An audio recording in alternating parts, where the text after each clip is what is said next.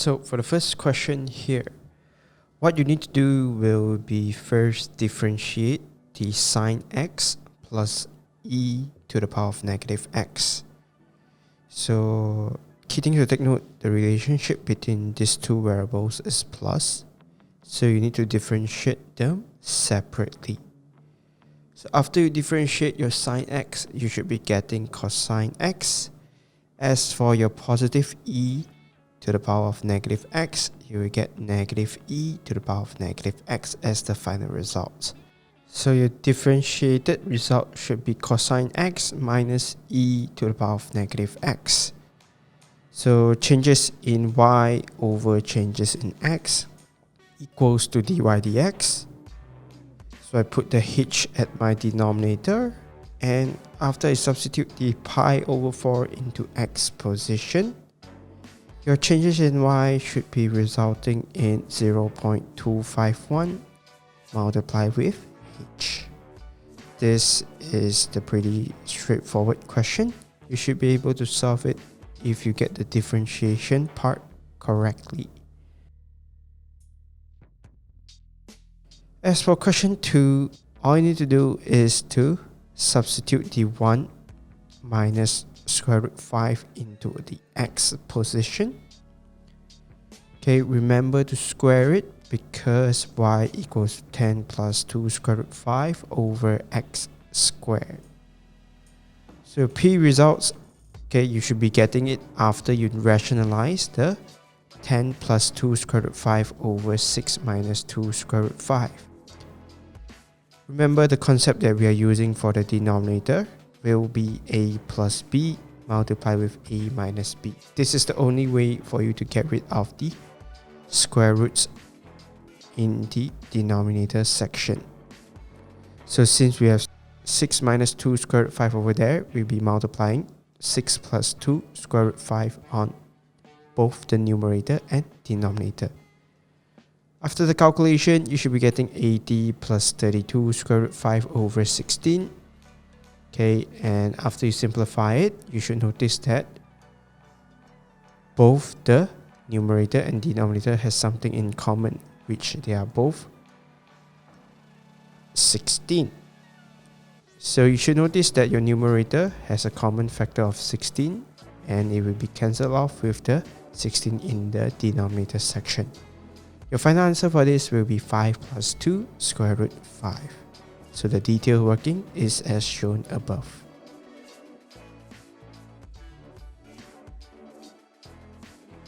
Question 3, okay, pretty straightforward. They say they intersected. So all I did was to substitute the x minus 3 into y's position. Rearrange them according to the x variables that they carries. So my a will now be k squared, my 5k minus 1 will be my b, and for the c part it will be 4. So b squared minus 4ac. After the calculation, I gotten k minus 1 multiplied with 9k minus 1. So your case results will be 1 and 1 over 9. Then the last part to verify these results here, okay, you look at the curve. Okay, the equation is having a positive square. So I know that the line will look something like this smiley face over here. After labeling the 1 and 1 over 9, they wanted it to be more than 0. So for the graph to be more than 0, okay, it will be when k more than 1 and also k less than 1 over 9. That's how I label the inequalities part.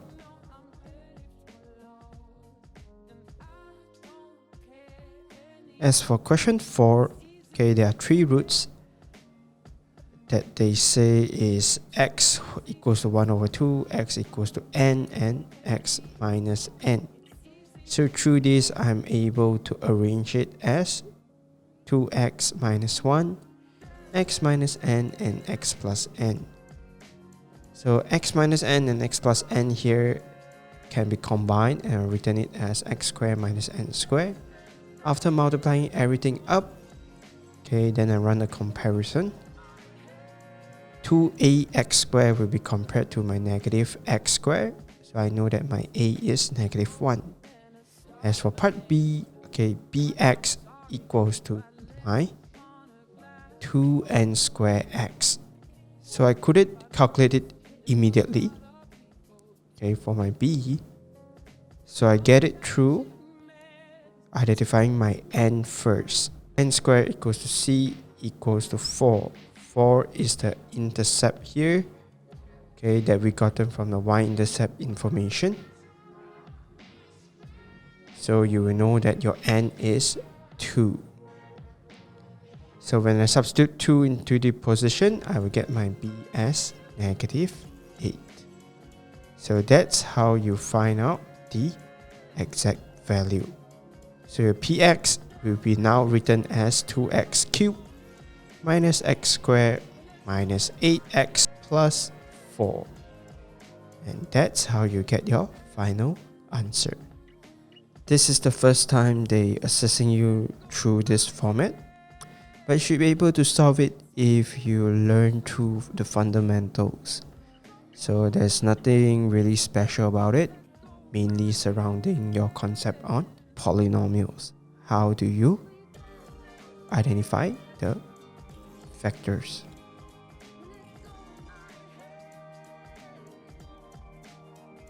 As for question 5, find the equation of line L, the perpendicular bisector of line AB.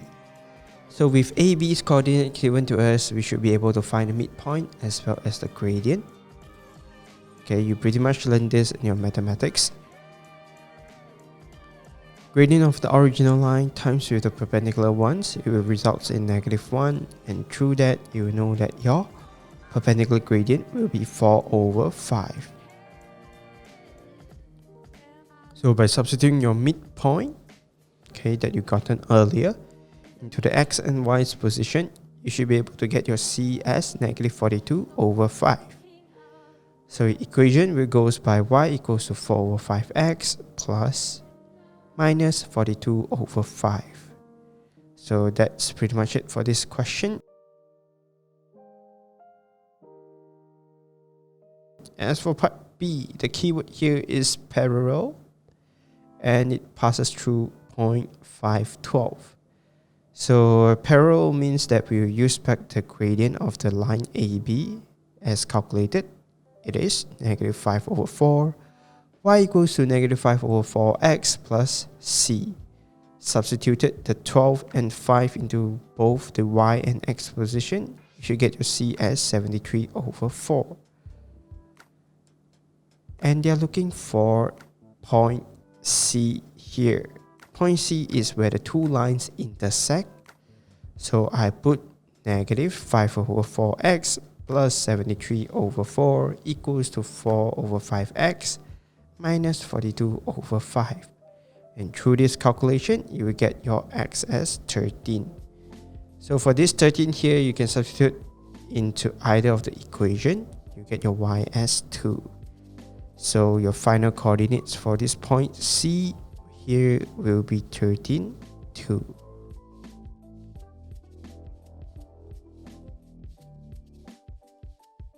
As for question 6 here, okay, they are looking for the tangent equation.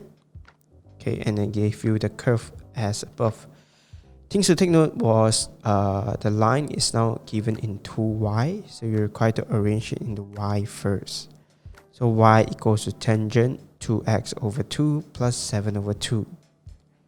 So after you differentiate it, you should get 2 times 2 sec square 2x over 2 square. And the 2 times 2 and 2 square will cancel with each other. So you get a balance of sec square 2x. So next thing that I do after I gotten the differentiation was to substitute my pi/8 into both of the equation y and also the differentiated results. So you will get 4 and 2 respectively. The full details has been shown. And then I move on to the last part, which is to construct the tangent line. So y equals to fa plus f prime a bracket x minus a. So So our a here is actually our pi over 8, and the fa is referring to our y's results, and f prime a is referring to our dy dx here. After substituting everything and arrange into the format they wanted, you get 2x minus y equals to pi over 4 minus 4.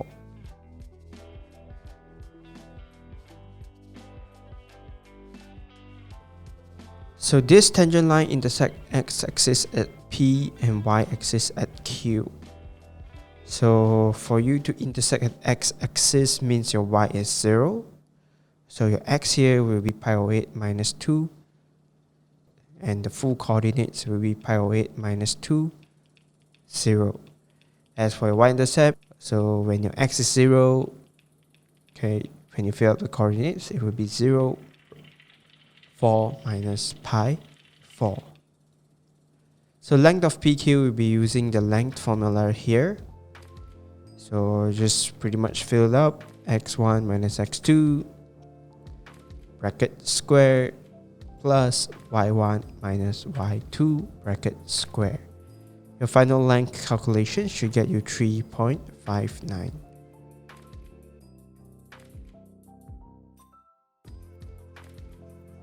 Question 7, the basic integration question. So things to take note here is you notice that it was in fraction format. So whenever it's in fraction, the first thing that you have to consider about will be using the ln concept. So I noticed that there was an additional factor of 2, so I took it out first. So 2 integral 4, 0. 5 over 5x plus 2. So if I were to integrate the results there, I should be getting 2 bracket ln 5x plus 2 bracket 4, 0. And substitute the 4 into x position and minus it off when you substitute 0 into the x position. Your final answer that you should be getting will be 2 ln 11. So the full details and the calculation has been as attached.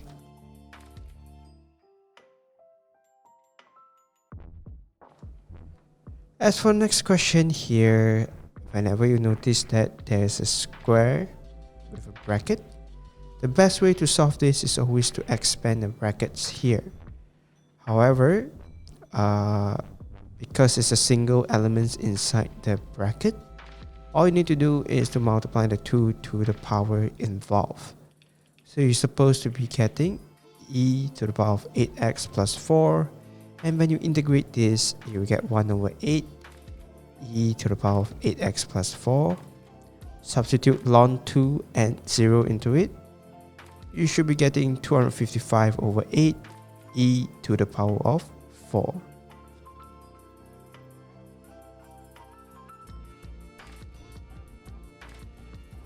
As for question 8, this is your quadrant topic.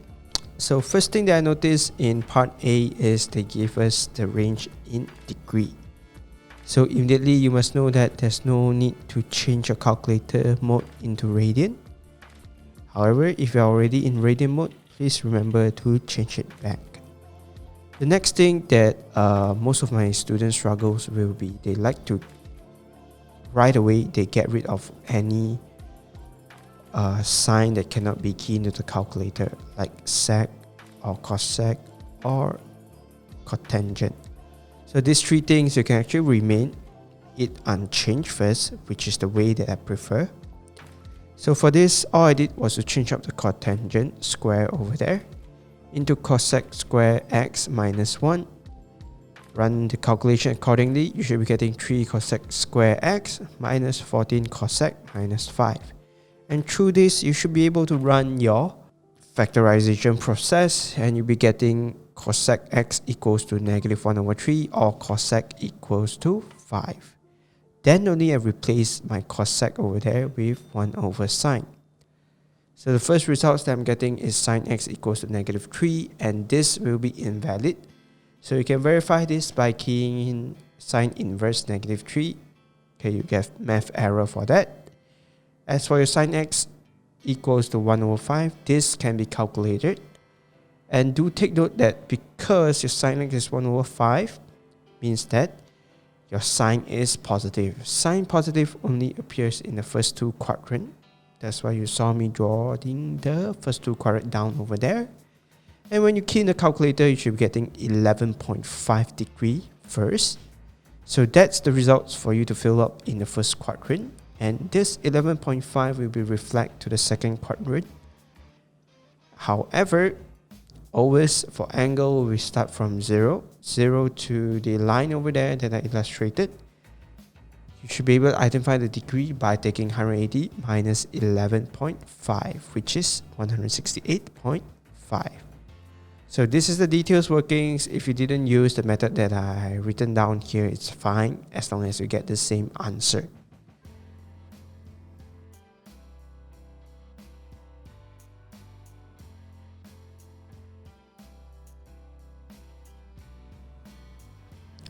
As for part B, okay, this is slightly complicated.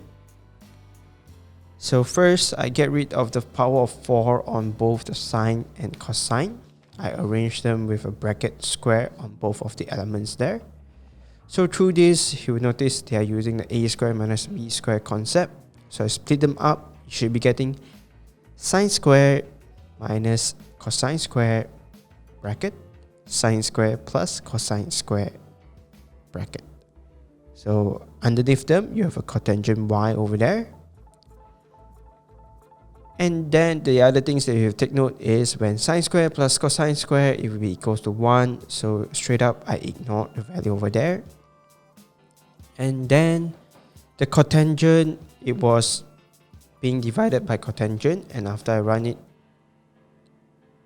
some calculation on it, you get multiplied with tangent y. So I multiply tangent y into both sine square and negative cosine square there. And I changed them up. Okay, I adjusted the sine square y's value into negative cosine square y plus 1. Multiply the tangent into it, you should be getting negative 2 cosine. You should be getting negative 2 cosine square y, tangent y, plus tangent y. So tangent can be written as sine over cosine. So sine over cosine, it will be cancelled off. Okay, since they have repeat in the cosine. So your final answer will be tangent y minus 2 cos y sine y, which is the arrangement wanted by the question. So for this type of question, you need tons of practice to get good at it. Okay, there's no shortcut or anything, and there's a lot of things that you have to memorize, because if I'm not mistaken, there's 5 variables that won't be given in your exam, so you're required to memorize to get this done smoothly.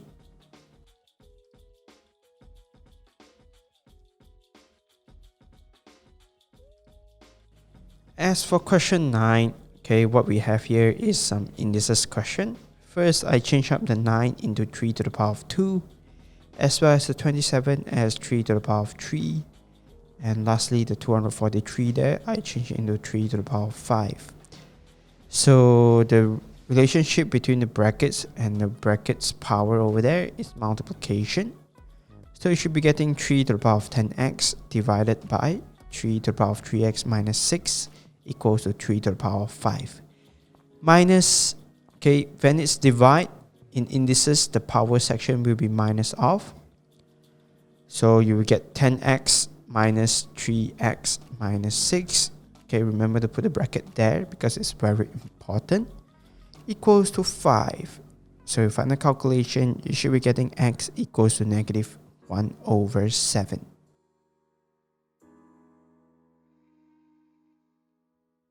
So for part B, first thing that I noticed that they wanted us to find b in terms of a. So in order to get this done and reverse the logarithm, we must first change all of them in the base of b. So the things that I'll do will be changing the first variables over there, the log a square root b. So I first get rid of the square root by writing it as the power of 1 over 2 and then proceed with changing the base. The new base that we're introducing here will be setting it as b. So the entire log a square root b will be changed into log b to the power of 1 over 2 over log ba minus 1 over 2 equals to log ba. So the bb, okay, the base and the results is the same, so I can get rid of them and I get 1 over 2 as the value at the numerator. There's no changes to the denominator, so I leave it as log ba minus 1 over 2 equals to log ba. So I transfer the 1 over 2 down, and then I proceed with combining it with the 1 over 2 over there. So I multiply log ba into the negative 1.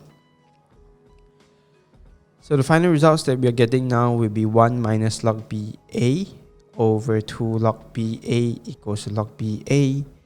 Get rid of the denominator by multiplying it to the other side. You're getting 2 bracket log ba square equals to 1 minus log ba.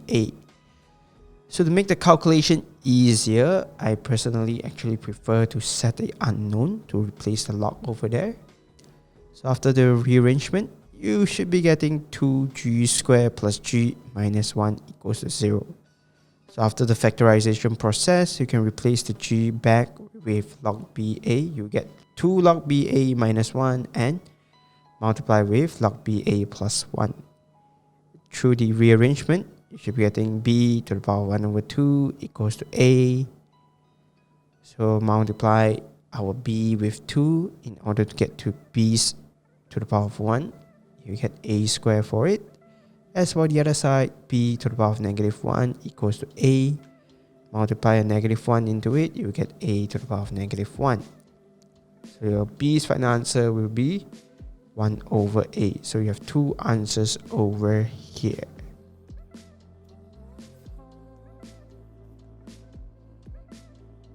As for question 10, things to take note is you have to identify if the sequence here,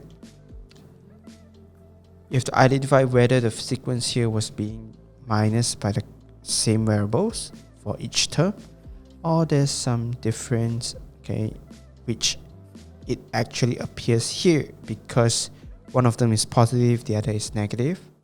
So usually for this kind of scenario, and then the difference is not constant, we will identify it as geometric progression.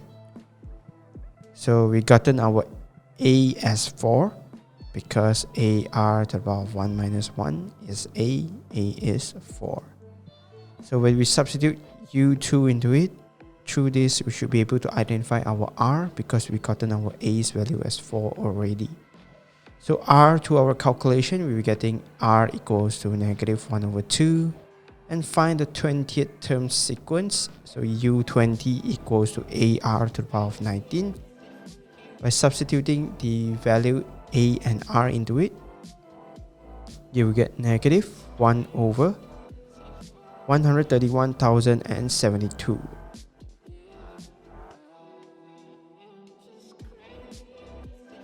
Part 2. Find why the sum of infinity exists for this sequence and find the value of this sum.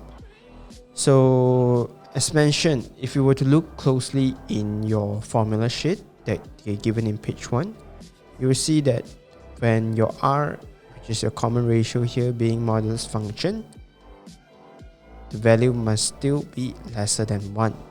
So our r here is negative 1 over 2. After we modulus function it, it's still 0.5, which fulfills the requirement of being less than 1. So we can proceed with the calculation by taking a over 1 minus r. So your calculation for this sum to the infinity is 8 over 3.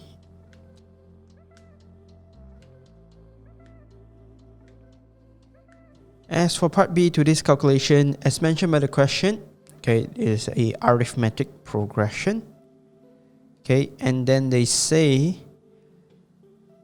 when your 10 terms results is 15 times your second term's results, and sum of the first 6 terms is 87. So this is how I constructed the first 2 things that you show in the paper right now.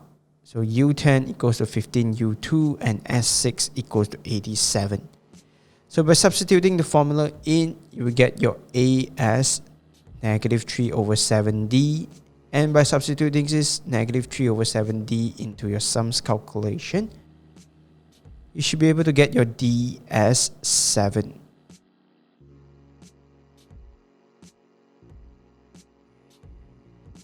And with this D as a 7, you can actually proceed and calculate your A as negative 3, which I did in part 2 here, because they want us to find the value of n. So A, which is negative 3, plus n minus 1 multiplied with our common difference here, which is 7.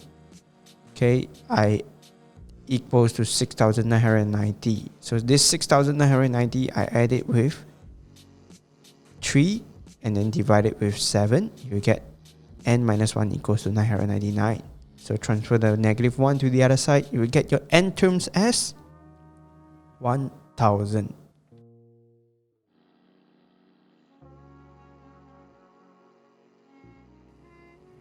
As for this last question in 11 here, okay, keyword here is C1 and C2 has equal radius and a length of RCM. So if you look closely, CA is also your radius. Okay, C1A is a radius, C2A is also a radius. So with this being done, you should know that it will form an equilateral triangle and all of the sides will have 60 degrees. So given that the perimeter of the shaded region is 4 pi, find the value of R. So 60 plus 60 is actually 120 degrees, and then we have 2 of it. That's why you saw me multiply by 2. The 2 pi R there is your formula. Okay, so 120 over 360 times 2 pi R multiplied with 2 equals to 4 pi. I get rid of the 2 by putting it to the other side. So you get 1 over 3 times 2 pi R equals to 2 pi. Your R's final value will be 3.